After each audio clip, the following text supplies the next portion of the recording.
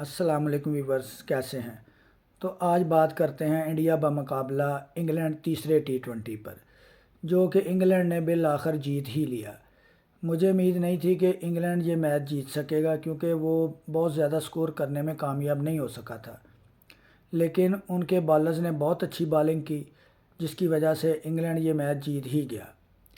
तो इंडिया ने टॉस जीतकर पहले इंग्लैंड को बैटिंग की दावत दी।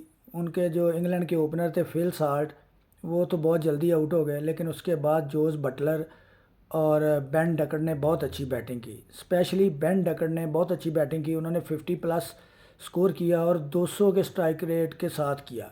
200 प्लस ही था मेरा ख्याल। तो बटलर ने भी काफ़ी अच्छी बैटिंग की, 24 स्कोर उन्होंने किया। और नीचे से जो लिविंगस्टन थे, उन्होंने तो बहुत तेज़ खेला, वो भी राउंड अबाउट 200 के राउंड अबाउट उनकी स्ट्राइक रेट था। और स्कोर में खा शायद उन्होंने 43 स्कोर किया है। इन तीनों के स्कोर की वजह से इंग्लैंड जो है वो 172 करने में कामयाब हो गया। हालांकि इंडिया की तरफ से वरुण चक्रवर्ती ने 5 आउट किए, लेकिन उसके अलावा जो दूसरे बॉलर थे वो को ख़ास परफॉर्मेंस का मज़ारा नहीं कर सके, जिसकी वजह से इंग्लैंड जो है वो 172 पर चला गया। तो मुझे उम्मीद नहीं थी कि इंग्लैंड जो है 172 भी करेगा, मुझे था कि 150 तक चला जाएगा। हालांकि शुरू में ये लग रहा था कि जैसे इंग्लैंड 200 प्लस स्कोर करेगा, लेकिन मुझे उम्मीद थी कि इंडिया कम बैक करेगा और आउट करेगा, और वही हुआ। इंडिया ने आउट किए, लेकिन उनके जो बाकी बॉलर थे स्पिनर दूसरे, अक्षर पटेल हो गया, वाशिंगटन सुंदर हो गया, इनको मार पड़ी। स्पेशली लाइम लिविंगस्टन ने इनको स्कोर काफ़ी तेज़ी से किया, जिसकी वजह से इंग्लैंड जो है वो 172 करने में कामयाब हो गया। उसके बाद जब इंडिया की बारी आई तो उनके ओपनर संजू सैमसन, वही हस्बे महमूल, वो जल्द आउट हो गए। जो मैंने उनका नोट किया है वो ये किया है कि फ़ास्ट बॉलर जो 140 प्लस करता है, वो उन पे तरह ना उनसे स्कोर नहीं होता, वो आउट हो जाते हैं। 140 से नीचे जो बॉलर है उनको वो बहुत अच्छा खेलते हैं। तो वो 140, जैसे आर्चर 140 प्लस करता है, वुड हैं वो 150 प्लस करते हैं, तो वो उनको शॉर्ट पिच करते हैं तो उनके पल्ले नहीं पड़ता, उनसे शॉर्ट नहीं लगती। जो मैंने देखा तीनों मैचों में वो बिल्कुल ज़ीरो परफॉर्मेंस है उनकी, जो 140 प्लस बॉलर हैं उन पे। और दूसरे नंबर पर जो सूर्या हैं, वो भी बिल्कुल आउट ऑफ फॉर्म है। 10 12 14 स्कोर तो कोई नहीं ना, मेरा ख्याल है कि उनके टोटल 26 स्कोर हैं इस 3 मैचों में। और जो संजू हैं उनके भी इतना की स्कोर होगा, इससे ज़्यादा नहीं होगा। अभिषेक शर्मा जो है उन्होंने आज भी अच्छी इनिंग्स खेली, लेकिन ज़्यादा लंबी नहीं खेल सके, लेकिन फिर भी 14 बॉल पर उन्होंने 24 स्कोर किया।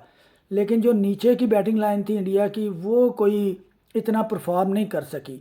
उन्हीं की वजह से मेरा ख्याल इंडिया मैच आ रहा है। एक हार्दिक पांड्या हो गए, अक्षर पटेल हो गए और वाशिंगटन सुंदर हो गए। इंडिया ने इतने ज़्यादा ऑलराउंडर खिलाए थे, इनको एक मेरे ख्याल से एक बैट्समैन ज़्यादा खिलाना चाहिए था। और ऑलराउंडर खिलाए थे और फिर ऑलराउंडर ने स्कोर भी नहीं किया। उनका स्ट्राइक रेट भी देखें, मेरा ख्याल शायद वाशिंगटन सुंदर है, उन्होंने 15 बॉल पर 6 स्कोर शायद किया है। इसी तरह वो अक्षर पटेल हैं, उनकी भी शायद बॉलें 1 2 ज़्यादा हैं उनके स्कोर से। और हार्दिक पांड्या जिन्होंने इतना लंबा खेला है, 36 बॉल खेले और सिर्फ 40 स्कोर कर सके।